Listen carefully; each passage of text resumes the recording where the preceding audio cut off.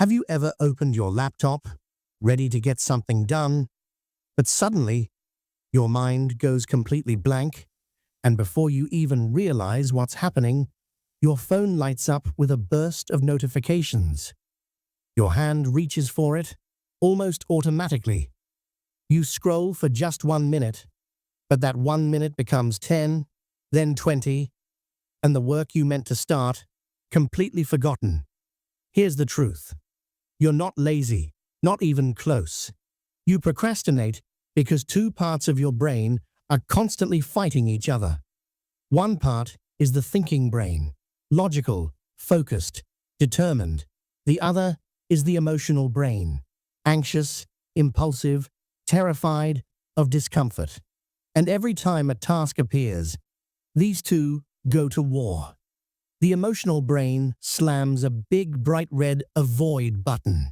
It pushes the task away, even when you know it matters.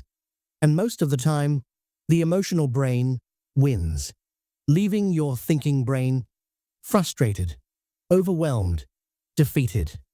But wait, things get even more interesting. Your brain is addicted to dopamine, your natural reward chemical. Hard work gives you only a tiny drop of dopamine. But your phone, that thing is a full-on dopamine machine. It pulls you in like a powerful magnet. It whispers the biggest lie ever. Hey, just 1 minute. And that 1 minute traps you in an endless scrolling loop. Your brain chooses the phone and rejects the work. And you blame yourself, even though this isn't your fault. It's exactly how human brains were wired thousands of years ago. For survival, not productivity. In today's world, the phone sits on the throne. But procrastination isn't only about dopamine.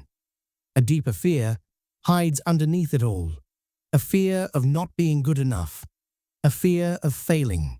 A fear of being judged. A fear of disappointing yourself or others. So your brain protects your self-esteem by delaying the task. It quietly locks the door to starting. It freezes you before you can take the very first step. This is self-doubt, controlling you from the shadows. And then there's perfectionism, the belief that everything has to be perfect before you begin. It paralyzes you.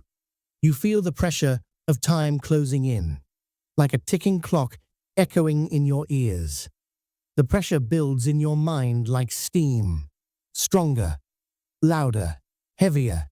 Even small tasks suddenly feel like climbing a massive mountain.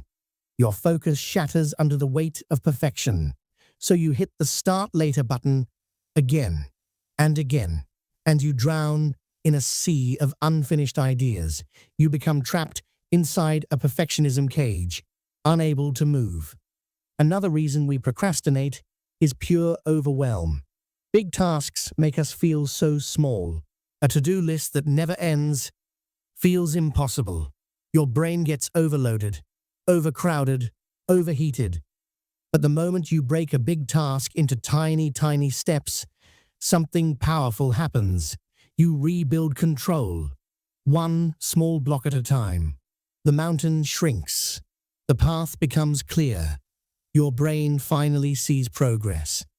And progress feels good. But there's still something deeper, something most people never talk about. Low mental energy. When your body is exhausted, your brain shuts down. When your sleep drops, your motivation drops with it.